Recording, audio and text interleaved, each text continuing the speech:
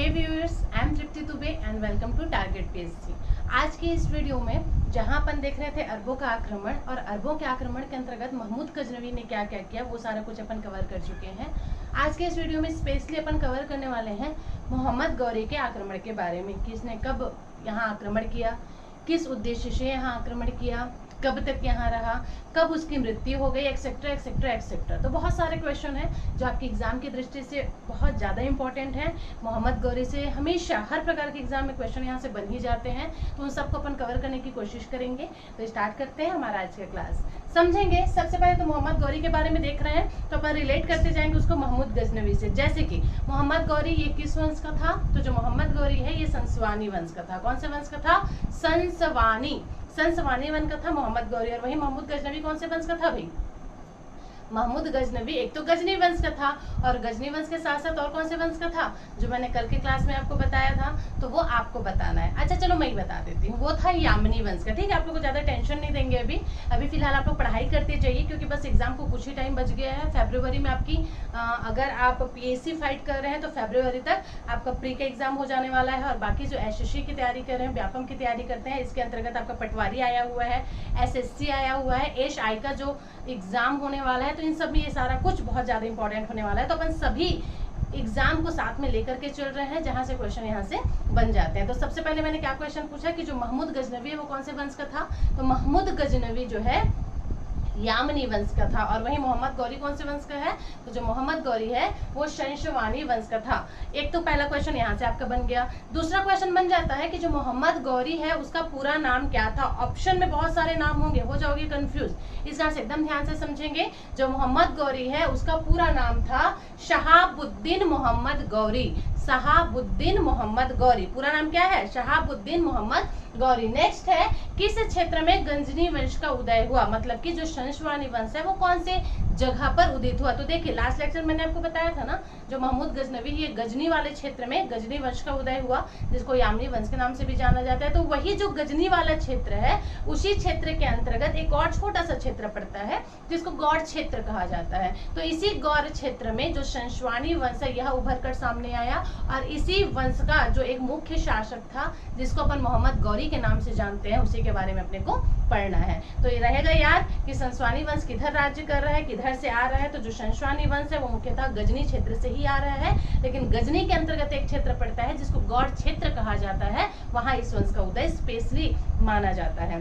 Clear है? तो अब बात करते हैं जो शंशवानी वंश है इसकी स्थापना की किसने। तो शंशवानी वंश के संस्थापक के रूप में जाना जाता है कुतुबुद्दीन हसन का नाम नोट डाउन करते चलेंगे साथ में। कुतुबुद्दीन हसन, इसको शंशवानी वंश के संस्थापक के रूप में जाना जाता है। इसके बारे में और ज्यादा कुछ नहीं देखना, बस यही इंपॉर्टेंट है कि इसकी स्थापना उसने कर दी थी, मतलब एकमात्र शंशवानी वंश की नींव इसने रख दी थी, उसके बाद पढ़ने लायक कोई काम इसने नहीं किया है। तो इस वंश का जो मुख्य शासक था वो मोहम्मद गौरी था और इसी के बारे में अपने को आज ज्यादा से ज्यादा क्वेश्चन आंसर करने की कोशिश करनी है। अब आप सबको पता है मोहम्मद गौरी ने भारत पर आक्रमण किया था, तो कोई भी व्यक्ति जब आक्रमण करेगा तो उसके पीछे कुछ ना कुछ तो उद्देश्य जरूर रहता है ना। जैसे जब गजनवी ने आक्रमण किया तो किस इंटेंशन से किया था? एक तो वह जो है धन एकत्र करना चाहता था और दूसरा वो इस्लाम धर्म का प्रचार करना चाहता था। वही मोहम्मद गौरी किस लिए कर रहा है, तो जो मोहम्मद गौरी है उसका उद्देश्य था साम्राज्य विस्तार करना। वो भारत को अपने साम्राज्य में मिलाना चाहता था, प्लस इस्लाम धर्म का ये भी प्रचार करना चाहता था। तो दो उद्देश्य महमूद गजनवी का भी याद रखेंगे और मोहम्मद गौरी का भी याद रखेंगे। अंतर दोनों में क्या है? अंतर दोनों में यह है कि महमूद गजनवी कभी भी अपना साम्राज्य का विस्तार नहीं करना चाहता था, वो सिर्फ धन प्राप्त करना चाहता था। भारत आता, धन लूटता और धन लूट करके वो वापस अपने क्षेत्र चला जाता था। लेकिन जो मोहम्मद गौरी है वो यहाँ साम्राज्य स्थापित करना चाहता था। तो ये मुख्य अंतर है इन दोनों के ही आक्रमण में। क्लियर है? अब अगला पॉइंट देखते हैं कि मोहम्मद गौरी ने प्रथम आक्रमण कहाँ किया। तो जो मोहम्मद गौरी है जब वो इस्लाम धर्म का प्रचार करना चाहता था तो जैसे जैसे वो आगे बढ़ता गया तो वो पहुंच गया भारत में। तो भारत के अंतर्गत जो मुल्तान वाला क्षेत्र है अब वो पाकिस्तान में पड़ता है। तब तो हमारे देश का विभाजन नहीं हुआ था, भारत पाकिस्तान सब एक में थे। अभी वर्तमान की बात करें तो पाकिस्तान में एक क्षेत्र पड़ता है मुल्तान, वहां उसने सबसे पहले आक्रमण किया। कब? 1175 ईस्वी में। 1175 ईस्वी में मोहम्मद गौरी ने पाकिस्तान का जो मुल्तान वाला क्षेत्र है वहां पर आक्रमण किया और वहां को वो जीत भी गया। वहां उसने अपना आधिपत्य स्थापित कर दिया। लेकिन उसका मेन जो टारगेट है, ठीक है, वो कन्नौज था। वो कन्नौज पर अधिकार करना चाहता था। क्यों? क्योंकि जो कन्नौज है वो बिल्कुल मध्य भारत के बीच में पड़ता है। अगर कन्नौज पर आपने अधिकार कर लिया तो बाकी क्षेत्र पर अधिकार करना बहुत ही आसान हो जाएगा। तो यह दिमाग लगाते हुए उसका मेन टारगेट था कन्नौज, और वो कन्नौज पर अपना अधिकार स्थापित करना चाहता था। लेकिन कन्नौज तक पहुंचते पहुंचते उसको बहुत सारे राज्य पार करके जाने पड़ते, क्योंकि अभी तो वो भारत के बाहर है ना, पाकिस्तान के मुल्तान क्षेत्र में है। अभी उसको भारत एंटर करना है। एंटर करेगा तो सीधा कन्नौज तो पहुंच नहीं जाएगा, उसको बहुत सारे राज्य भी क्रॉस करके जाना पड़ेगा। तो इसी वजह से उसने जब भारत पे प्रवेश किया तो एक तो उसने मुल्तान क्षेत्र पर अपना अधिकार जमा ही लिया था, उसके बाद उसने दूसरा आक्रमण कहाँ किया? तो उसका दूसरा टारगेट रहा गुजरात। गुजरात वाले क्षेत्र पर उसने पहले आक्रमण किया। अच्छा, जिस टाइम पर मोहम्मद गौरी ने भारत पर आक्रमण किया उस टाइम पर हमारे भारत की तत्कालिक स्थिति कैसी थी, थोड़ा सा ये देख लेते हैं। तत्कालिक स्थिति मतलब उस टाइम पर हमारे भारत के किस क्षेत्र में कौन सा वंश शासन कर रहा है। तो जो गुजरात वाला एरिया है यहाँ पर चालुक्य वंश शासन कर रहा था। और चालुक्य वंश में कौन से शासक शासन कर रहे थे? तो जो चालुक्य वंश है उसमें शासन कर रहा था भीम द्वितीय। भीम द्वितीय को ही मूलराज द्वितीय के नाम से भी जाना जाता है। तो जो मूलराज द्वितीय है या जो भीम द्वितीय है ये अल्पवयस्क था, मतलब इसकी जो आयु है वो काफी कम थी, ये शासन करने योग्य नहीं था तब। लेकिन इसके जो पिताजी हैं उनकी मृत्यु हो चुकी थी जब ये अल्पवयस्क था तभी, तो मजबूरीवश इसको शासक बनना ही पड़ा। लेकिन शासन चलाने में इसकी जो माता है, विधवा माता जो थी इसकी, जिसका नाम था नाइक देवी, तो यह जो नाइक देवी है वो अपने पुत्र की सहायता करती थी। मतलब गुजरात वाले क्षेत्र में चालुक्य वंश है और चालुक्य वंश में शासन कौन कर रहा है? भीम द्वितीय, जिसको मूलराज द्वितीय के नाम से भी जाना जाता है, प्लस उसकी माता नाइक देवी। गुजरात वाला क्षेत्र एरिया हो गया। उसके बाद फिर आगे आते हैं तो दिल्ली और अजमेर वाले क्षेत्र की बात करें तो दिल्ली और अजमेर वाले क्षेत्र में चौहान वंश शासन कर रहा था। पृथ्वीराज चौहान का नाम आप जानते ही होंगे। एक्चुअल में ये पृथ्वीराज तृतीय है जिसको अपन पृथ्वीराज चौहान के नाम से जानते हैं। तो अजमेर और दिल्ली वाले एरिया में इनका शासन चला था। मेनली अजमेर इनका क्षेत्र था, लेकिन दिल्ली वाला जो एरिया है, जो दिल्ली का क्षेत्र है, ये इनका मामा घर था। और इनकी जो माता है वो अपने पेरेंट्स की इकलौती संतान थी, उनका कोई भाई नहीं था। इसी कारण से इनके जो पक्ष है, मातृपक्ष है, उधर का पूरा संपत्ति जो है पृथ्वीराज चौहान को मिल जाता है। इसलिए अजमेर के साथ साथ दिल्ली में भी इनका शासन हो जाता है। तो अजमेर और दिल्ली वाले एरिया में कौन शासन कर रहा है? पृथ्वीराज चौहान शासन कर रहा है। वहीं अब आते हैं हम कन्नौज क्षेत्र में। तो कन्नौज क्षेत्र में आपका गढ़वाल शासक शासन कर रहे हैं, मतलब गढ़वाल वंश का शासन चल रहा है। और यहाँ के शासक कौन है? तो यहाँ के शासक है जयचंद। तो इस प्रकार से पूरे राजपूतों ने अपना अधिकार स्थापित कर रखा है अभी भारत में। तो कैसे कैसे कौन कौन से एरिया में स्थिति समझ ली आप लोग। एक बार फिर से रिवाइज करके इस वीडियो को देखेंगे तो चीजें बहुत आसानी से आपको समझ आ जाएंगी। मेरा विश्वास है इस वीडियो के खत्म होते होते आपको बहुत सारी चीजें क्लियर हो जाने वाली हैं। इसी कारण से 1 से 2 बार रिपीट करके ये वीडियो जरूर देखें, बहुत सारे इंपॉर्टेंट फैक्ट्स आप कवर कर लेंगे। जब वीडियो खत्म होगा तो आपको मिलेगा कि आपने बहुत सारी नई नई चीजें जानी है। क्लियर है? इतना देखने के बाद जब आप किसी भी सोर्स से, जिस भी सोर्स से आप पढ़ाई कर रहे हो, उसको खोल करके एक बार आप उस बुक को देखोगे या घटना चक्र सॉल्व करेंगे तब आप पाएंगे कि आपने बहुत सारा मैक्सिमम क्वेश्चन इस वीडियो के देखने के बाद कवर कर लिया है और आपकी एक बेहतरीन तैयारी हर एग्जाम के लिए हो जाएगी। क्लियर? मोहम्मद गौरी ने जिस टाइम पर भारत पर आक्रमण किया उस टाइम पर भारत की स्थिति कैसी थी, ये सारा कुछ हमने देख लिया है। अब देखो, सबसे पहले कन्नौज तक पहुंचने के लिए मोहम्मद गौरी को गुजरात मार्ग से होकर के गुजरना था। तो उसने गुजरात पर आक्रमण किया। गुजरात में कौन सा वंश शासन कर रहा है? अभी चालुक्य वंश और भीम द्वितीय।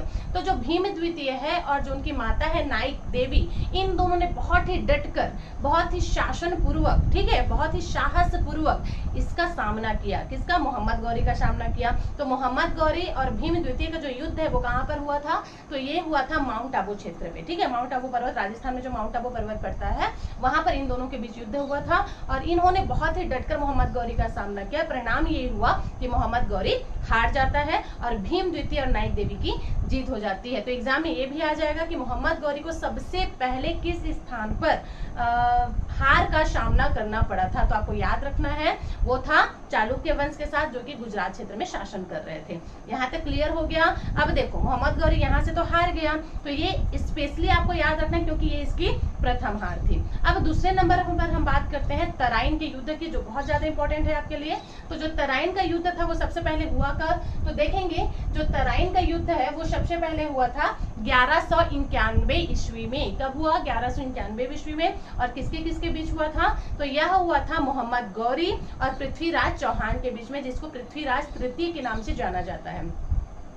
सबसे पहले इसने कन्नौज क्षेत्र पर गुजरात वाले एरिया पर तो आक्रमण किया, लेकिन उसको जीत नहीं हुई। उसके बाद फिर दूसरे नंबर पर इसने कोशिश किया आपका जो अजमेर वाला एरिया है, दिल्ली वाला एरिया है, यहाँ पर आक्रमण करने का। तो यहाँ उसने पृथ्वीराज चौहान शासन कर रहे थे, चौहान वंशीय शासक पृथ्वीराज तृतीय, तब इसके ऊपर आक्रमण करता है। तो तराइन का प्रथम युद्ध जो होता है उसमें मोहम्मद गौरी फिर से हार जाता है और पृथ्वीराज चौहान जो है जीत जाते हैं। लेकिन मोहम्मद गौरी शांत बैठने वाला नहीं था, वो वापस जाते हैं अपना गौड़ क्षेत्र और वहां अपनी सैनिक व्यवस्था को सुदृढ़ करता है, एकदम तैयारी में जुट जाता है कि मुझको फिर से पृथ्वीराज चौहान के ऊपर आक्रमण करना है और दिल्ली और अजमेर वाला जो एरिया है उसको जीतना ही जीतना है। तो फिर से 1192 ईस्वी में वो जो है पृथ्वीराज चौहान के ऊपर आक्रमण करता है और इसी को अपन तराइन के द्वितीय युद्ध के नाम से जानते हैं। तो तराइन का प्रथम युद्ध कब हुआ? 1191 ईस्वी में। तराइन का द्वितीय युद्ध कब हुआ? 1192 ईस्वी में। तब ये जब द्वितीय बार तराइन का युद्ध करता है, मतलब 1192 ईस्वी में जब ये फिर से पृथ्वीराज चौहान के ऊपर आक्रमण करता है, तो उसका परिणाम क्या होता है? तो इस बार मोहम्मद गौरी जीत जाता है और पृथ्वीराज चौहान जो है हार जाते हैं। तो इसमें मोहम्मद गौरी के जीतने के पीछे कारण क्या था? एक तो ये था कि यहाँ से जाने के बाद वो तुरंत अपनी तैयारी में जुट गया था, अपनी सैनिक व्यवस्था को मजबूत करने में लग गया था। तो एक कारण तो ये है कि मोहम्मद गौरी जीतता है। दूसरा कारण पृथ्वीराज चौहान के हारने का ये था कि उनके आसपास जितने भी राजपूत वंश थे उनके साथ उनके संबंध अच्छे नहीं थे। जैसे कि मैंने बताया ना कि चालुक्य वंश शासन कर रहे थे, इधर गढ़वाल वंश शासन कर रहे थे, तो इन सब के बीच भी इनकी स्थिति जो संबंध है वो सही नहीं था। अगर संबंध सही होता तो इस दौरान जो बाकी राजपूत वंश है वो उनकी सहायता करते और हो सकता है मोहम्मद गौरी नहीं जीत पाता। लेकिन इनके जो संबंध है वो सही नहीं थे, क्योंकि पृथ्वीराज चौहान ने क्या किया था, कन्नौज वंश में जो गढ़वाल वंश शासन कर रहा है जयचंद, उसकी जो पुत्री थी संयुक्ता, उसके साथ प्रेम विवाह कर लिया था, जिसकी वजह से उसका जो संबंध है वो और ज्यादा खराब हो गया था। इसी वजह से जब द्वितीय बार मोहम्मद गौरी ने आक्रमण किया तो किसी ने भी पृथ्वीराज चौहान का साथ नहीं दिया, परिणाम स्वरूप पृथ्वीराज चौहान की हार हो जाती है। तो आपको याद रखना है वह कौन सा युद्ध था जिसमें पृथ्वीराज चौहान की हार होती है, तो वह तराइन का द्वितीय युद्ध था जो कब 1192 ईस्वी में हुआ। यहाँ से क्वेश्चन ये भी आ जाता है कि भारत में मुस्लिम संप्रदाय का उदय किस युद्ध के बाद हुआ था? सत्ता, मुस्लिम सत्ता कब से स्टार्ट हुई थी? तो भारत में जो मुस्लिम सत्ता है वो तराइन के द्वितीय युद्ध के बाद ही स्टार्ट हो गई थी, क्योंकि अजमेर और दिल्ली वाले एरिया में अब मोहम्मद गौरी का शासन हो गया था। देखो यहाँ से एक क्वेश्चन ये भी पूछा जाता है कि भारत में मुस्लिम संप्रदाय के संस्थापक के रूप में किसे जाना जाता है? तो आपको याद रखना है भारत में मुस्लिम संप्रदाय के संस्थापक के रूप में मोहम्मद गौरी को जाना जाता है। तो बहुत सारे बच्चों के मन में आ रहा होगा कि मैडम इससे पहले भी तो बहुत सारे लोग आक्रमण करने के लिए आए थे। बिल्कुल आए थे, जैसे कि आपका अब्दुल्ला नामक व्यक्ति आया था, बुदेल नामक व्यक्ति आया था। हालांकि ये तो असफल रहे, लेकिन मोहम्मद बिन कासिम भी यहाँ आया हुआ था, तो इसने प्रवेश भी किया। तो फिर इसको क्यों नहीं माना जाता? तो बच्चे इसका कारण ये है कि जब मोहम्मद बिन कासिम यहाँ आया था भारत में आक्रमण करने के लिए, तो यहाँ साम्राज्य स्थापित करने के लिए वो नहीं आया था और ना ही वो यहाँ साम्राज्य स्थापित कर पाया था। बस वो कुछ समय के लिए भारत में रहा, फिर वो वापस चला गया था। लेकिन जो मोहम्मद गौरी है जब ये भारत में आता है तो वो पूरी तरह से अपना पांव पसार कर यहाँ बैठ जाता है। धीरे धीरे वो दिल्ली क्षेत्र को अपना कब्जा में ले लिया है। अब वो कन्नौज क्षेत्र पर भी आक्रमण करेगा, वहां को भी वो अपने कब्जे में ले लेगा। मतलब पूरी तरह से जो उत्तर भारत वाला एरिया है, उत्तर भारत से लेकर के हम पहुंच जाते हैं मध्य भारत वाला एरिया, यहाँ तक मोहम्मद गौरी ने अपना सत्ता स्थापित कर लिया था। इसी वजह से भारत में इस्लाम संप्रदाय के संस्थापक के रूप में मोहम्मद गौरी को जाना जाता है। क्लियर हो गया आपका डाउट यहाँ से? अच्छा, तो अब अपन किसकी बात कर रहे थे? गुजरात। तो गुजरात वाले एरिया को तो वो जीत नहीं पाता है, लेकिन तराइन के द्वितीय युद्ध में वो पृथ्वीराज चौहान को हराकर दिल्ली पर अपना सत्ता जरूर स्थापित कर लेता है। तो याद रखेंगे वह तराइन का द्वितीय युद्ध ही है जिसके बाद भारत में इस्लाम संप्रदाय का उदय होता है, मतलब पूरी तरह से मुस्लिम सत्ता जो है स्थापित हो जाती है। अच्छा, आपको भूलना नहीं है कि मोहम्मद गौरी का मेन टारगेट कौन सा है? कन्नौज। वो कन्नौज पर अधिकार करना चाहता है, तो अब उसका नेक्स्ट आक्रमण रहा कन्नौज का। अब वो जो है 1192 ईस्वी में जैसे ही तराइन का युद्ध जीत जाता है, तराइन का द्वितीय युद्ध जीत जाता है, 1194 ईस्वी में 94 में तुरंत वो कन्नौज क्षेत्र पर आक्रमण करता है। और कन्नौज क्षेत्र पे कौन सा वंश शासन कर रहा है? गढ़वाल वंश शासन कर रहा है और जयचंद यहाँ के शासक हैं। तो 1194 ईस्वी में जयचंद के विरुद्ध जब ये युद्ध करता है तो इसी युद्ध को चंदावर का युद्ध के नाम से जाना जाता है। तो एग्जाम में आ जाएगा, चंदावर का युद्ध कब हुआ था? तो 1194 में हुआ था। देखो, च से चंदावर और च से चौहान, ऐसे करके आप याद रख सकते हैं। च से चंदावर, च से चौहान और च से 94। तो 94 में चंदावर का युद्ध हुआ था, जो जयचंद और पृथ्वीराज चौहान के बीच, जयचंद और मोहम्मद गौरी के बीच में हुआ था। तो इस प्रकार से चंदावर का युद्ध भी आपने याद रखना है। तो इस युद्ध का परिणाम क्या हुआ? इस युद्ध में जयचंद की हार होती है और मोहम्मद गौरी जीत जाता है, क्योंकि जिस टाइम पर पृथ्वीराज चौहान के ऊपर इसने अटैक किया था तब किसी भी राजपूत शासक ने हेल्प नहीं किया था, ना ही जयचंद ने पृथ्वीराज चौहान की मदद की थी। तो जब जयचंद के ऊपर मोहम्मद गौरी आक्रमण कर रहे हैं तो और बाकी शासक इसके ऊपर क्यों हेल्प करेंगे? तो इसी वजह से जयचंद की हार हो जाती है और अब कन्नौज क्षेत्र पर पूरी तरह से मोहम्मद गौरी का आधिपत्य स्थापित हो जाता है। मतलब मध्य भारत तक पूरी तरह से जो मोहम्मद गौरी है उसने अपना सत्ता स्थापित कर रखा था। तो समझ आया, गुजरात क्षेत्र पर आक्रमण करने के बाद वो कहाँ पहुंच गए हैं? दिल्ली और अजमेर। तो यहाँ भी इसने अपनी सत्ता स्थापित कर ली। उसके बाद फिर उसने चंदावर का युद्ध किया कन्नौज क्षेत्र पे, वहां पर भी वो जीत जाता है। मतलब कन्नौज क्षेत्र पर अधिकार हो गया, मतलब पूरा उसका उत्तर भारत और मध्य भारत जो है कैप्चर कर लेता है वो अपने आप। ठीक है, इसके बाद आगे बढ़ते हैं। तो देखो, कन्नौज को जीतने के बाद गौरी ने एक सिक्का चलाया था। अब कन्नौज तो उसने जीत लिया चंदावर के युद्ध के बाद, तो कन्नौज जीतने के बाद गौरी ने एक सिक्का चलाया और उस सिक्के में एक साइड पर उसने मां लक्ष्मी की प्रतिमा बनवाई। ठीक है, और दूसरे साइड पर, सिक्के के दो पहलू होते हैं ना, एक पहली पर उसने मां लक्ष्मी का प्रतिमा बनवाया, चित्रांकन करवाया, और दूसरे साइड पर अरबी भाषा में उसने कलमा लिखवाया। तो यह भी आपके लिए इंपॉर्टेंट है क्योंकि एग्जाम में आ जाएगा। वह कौन सा इस्लामी शासक है जिसने अपने सिक्के पर मां लक्ष्मी का चित्रण करवाया? तो आपको याद रखना है वो मोहम्मद गौरी की है। गजनवी ने क्या किया था? कौन सा सिक्का चलवाया था? तो गजनवी ने जो सिक्का चलवाया था उसमें एक साइड पर उसने संस्कृत भाषा में मुद्रा लेखन का काम करवाया था और दूसरी भाषा में उसने अरबी भाषा का प्रयोग किया था। मोहम्मद गौरी क्या कर रहा है? एक साइड पर मां लक्ष्मी का चित्रांकन करवा रहा है जिसको गज लक्ष्मी भी कहा जाता है, याद रखेंगे, है ना, और दूसरे साइड पर अरबी भाषा में इसने कलमा लिखवाया था। याद रहेगा कब करवाया? तो कन्नौज क्षेत्र पर अपना अधिकार स्थापित करने के बाद इसने ये सिक्का चलवाया था। नेक्स्ट है 1205 ईस्वी। 1205 ईस्वी में क्या हुआ था? तो जो 1205 ईस्वी है यह मोहम्मद गौरी का भारत में अंतिम यात्रा था। मतलब 1205 ईस्वी में ही मोहम्मद गौरी अंतिम बार भारत आया। जब ये भारत आ रहा था तो बीच में एक जनजाति पड़ती है जिसको खक्कर जनजाति कहा जाता है। खक्कर जनजाति के साथ इसका संघर्ष होता है और वह उनको पराजित करके भारत आगे बढ़ जाता है। तो 1205 में तो उसने खक्कर जनजाति को पराजित किया। 1206 ईस्वी में जब वो भारत से वापस गौड़ जा रहा था तो उस समय उसने क्या किया? उसके दो वफादार सेवक थे, दास थे। एक का नाम था कुतुबुद्दीन ऐबक और एक का नाम था बख्तियार खिलजी। तो कुतुबुद्दीन ऐबक उसने क्या किया? जितना भी भारत में क्षेत्र उसने जीता हुआ था वो सबको कुतुबुद्दीन ऐबक को सौंप देता है और वो वापस गौड़ क्षेत्र जाने लगता है कि मैं कुछ समय के लिए गौड़ क्षेत्र जा रहा हूँ, तब तक इन क्षेत्रों की निगरानी तुम्हारी जिम्मेदारी है। अब 1206 ईस्वी में जब वो भारत से वापस गौड़ क्षेत्र जा रहा था तो उसने जिस खक्कर जनजाति को पराजित किया था वह खक्कर जनजाति उसको बीच में रोक लेती है और मोहम्मद गौरी की हत्या कर देती है। तो देखो इसके मृत्यु के रूप में बहुत सारी अलग अलग बातें कही गई है, जैसे कि 1206 ईस्वी में मोहम्मद गौरी की मृत्यु हो गई खक्कर जनजाति के द्वारा, यहाँ पर ये कहा जा रहा है। तो वहीं पर एक रचना है जिसको कहा जाता है पृथ्वीराज रासो। तो पृथ्वीराज रासो नामक जो पुस्तक है इसकी रचना की थी चंद्रवरदाई ने। चंद्रवरदाई कौन था? तो जो चंद्रवरदाई है वो पृथ्वीराज चौहान का दरबारी कवि था। तो इसने पृथ्वीराज रासो में कहा कि मोहम्मद गौरी की हत्या पृथ्वीराज चौहान ने किया था। कैसे किया था? तो जब द्वितीय तराइन युद्ध के बाद पृथ्वीराज चौहान को मोहम्मद गौरी ने बंदी बना लिया, उसके बाद फिर अपने एरिया में ले जाकर के दिल्ली में ही पृथ्वीराज चौहान को उसने बांध दिया, उसके आंख को फोड़ दिया, मतलब वो अंधे थे, और खुद जाकर के ऊपर में बैठ गया। तब जो पृथ्वीराज रासो है उसने एक कविता पढ़ा और कविता के माध्यम से पृथ्वीराज को बताया कि इतनी ऊंचाई पर मोहम्मद गौरी बैठा हुआ है, आप धनुष बाढ़ लीजिए और अपना निशाना ताक के, एक ही चांस है आपके पास, एक ही निशाने में आप मोहम्मद गौरी को मार सकते हैं। तब पृथ्वीराज चौहान ने जो चंद्रवरदाई है उसने एक कविता पढ़ा। वह कविता ये था कि 4 बांस 24 गज अंगुल अष्ट प्रमाण, ता ऊपर सुल्तान है मत चूके चौहान। मतलब समझ आ रहा है? वो उनकी दूरी बता रहा है कि 4 बांस है उसके ऊपर में 24 ठो हाथी है, उसके ऊपर में 8 अंगुल की दूरी है और इतनी ऊंचाई पर जो मोहम्मद गौरी है वो बैठा हुआ है।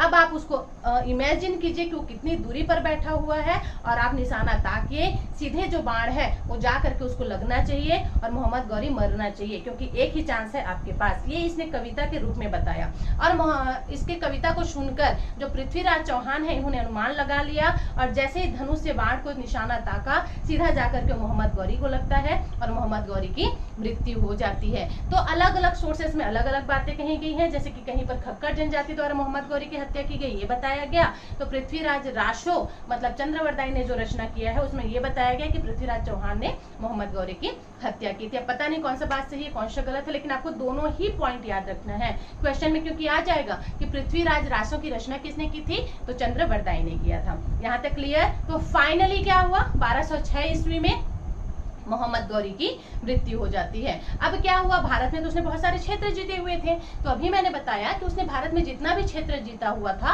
उसको अपना एक दास कुतुबुद्दीन ऐबक को सौंप दिया था। तो जैसे ही मोहम्मद गौरी की मृत्यु होती है 1206 ईस्वी में ही कुतुबुद्दीन ऐबक ने एक नया वंश का स्थापना कर दिया जिसको अपन गुलाम वंश के नाम से जानते हैं। तो गुलाम वंश की स्थापना कुतुबुद्दीन ऐबक ने कर दिया। इसका एक और दास था, मतलब जो मोहम्मद गौरी है उसके मुख्य रूप से दो दास थे, बहुत ही विश्वसनीय दास थे।